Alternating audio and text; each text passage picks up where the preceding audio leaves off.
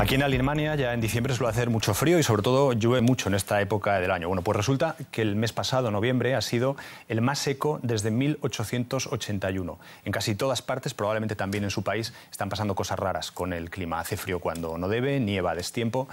La respuesta fácil y rápida es decir que es por culpa del cambio climático, aunque no está muy claro. A veces simplemente pueden ser fenómenos climáticos. Aunque es verdad que cuando esos fenómenos se acumulan, y hay muchos de ellos, las sospechas de que algo extraño está pasando crecen.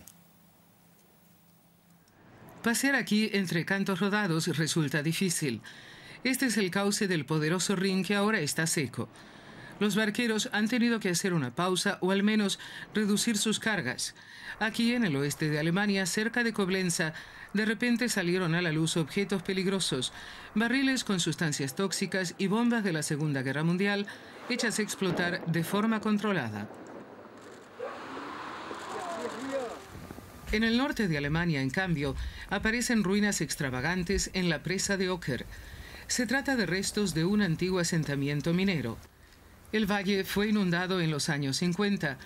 Los paseantes lo conocen bien. Pocas veces el agua ha bajado tanto como ahora. En estos 60 años, estas ruinas quedaron al descubierto solo una o dos veces. En Alemania, el final del otoño es normalmente una época gris, pero incluso en el norte, que parece húmedo y frío, esta imagen engaña. Estas tomas muestran la bruma en Bremen.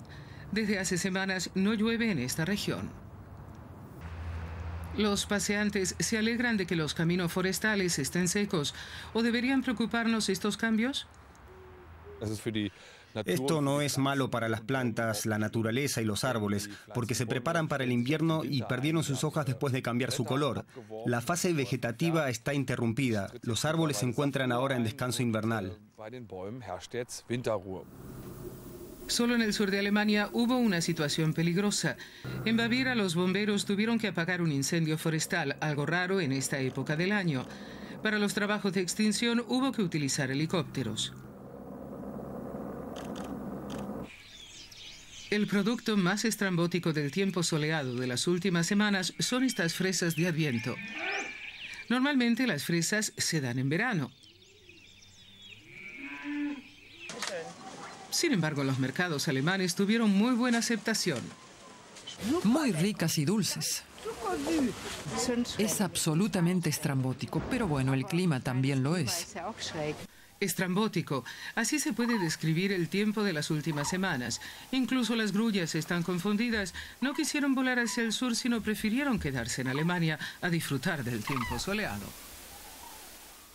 Fenómenos extremos, cambios en las temperaturas que son muy bruscos. Hablamos con el meteorólogo y experto en clima, Mojib Latif. Señor Latif, si yo le digo que el tiempo está loco, que todo es culpa del cambio climático. Visto como algo aislado, sí es un capricho de la naturaleza, pero si analizamos las últimas décadas, observamos un aumento de la sequía también en Alemania, aunque en la misma medida que se han incrementado las precipitaciones extremas. O sea, nuestro clima cambia en ambos extremos, y no se trata de una contradicción, sino de las dos caras de una misma moneda, una moneda llamada calentamiento global. Pero ¿podría darse el caso de que en Europa dentro de unos años tengamos un clima africano? Sí, en realidad va en esa dirección. No ocurrirá en los próximos años, pero si el cambio climático continúa con la misma velocidad, registraremos a finales de este siglo una subida de la temperatura de hasta 6 grados centígrados. Entonces ya tendremos algo así como condiciones climáticas africanas. Siguiendo con África, allí tiene ya las temperaturas muy altas. ¿Cuál es el efecto que en ese continente tiene, por tanto, el cambio climático?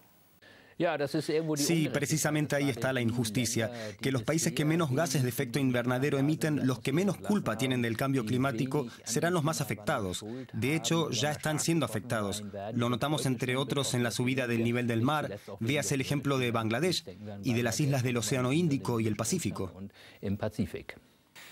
Estamos hablando estos días de soluciones de la Conferencia Internacional de Durban. ¿Realmente podemos detener el cambio climático?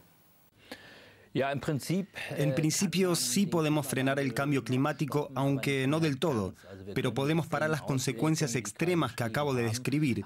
Sin embargo, es imposible evitar un calentamiento continuo.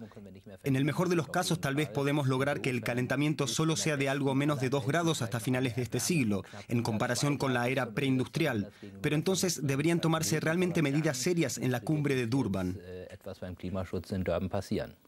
Pero en la práctica, ¿qué es lo que realmente podemos hacer? Sería importante lograr en los próximos 10 o 20 años el valor máximo de la emisión de dióxido de carbono. Después tendrá que disminuir drásticamente. Y hasta finales de este siglo habrá que reorganizar la economía mundial de tal forma que prácticamente no emitamos dióxido de carbono. Es decir, que tenemos que cubrir nuestro consumo energético con energías renovables. Mojib Latif, experto en clima y meteorólogo, muchas gracias por estar con nosotros.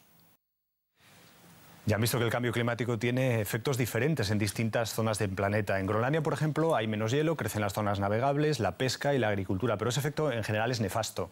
En Bangladesh le escuchábamos decir que, por ejemplo, durante la época del monzón, el 60% de su territorio se inunda por las crecidas descomunales de los ríos. Y todo esto además se está agravando con el aumento de nivel del Océano Índico.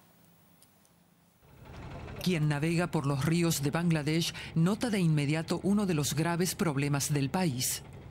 La erosión corroe las orillas. Y trozos enteros de terraplén caen al agua, como aquí en el Brahmaputra. Y cuando empiezan las lluvias monzónicas, miles de personas huyen de las inundaciones hacia la capital, Dhaka.